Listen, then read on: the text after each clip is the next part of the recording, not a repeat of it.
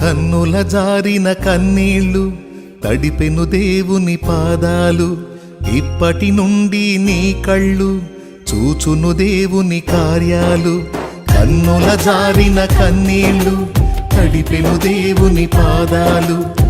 ఇప్పటి నుండి నీ కళ్ళు చూచును దేవుని కార్యాలు. ఉందిలే దీవెనా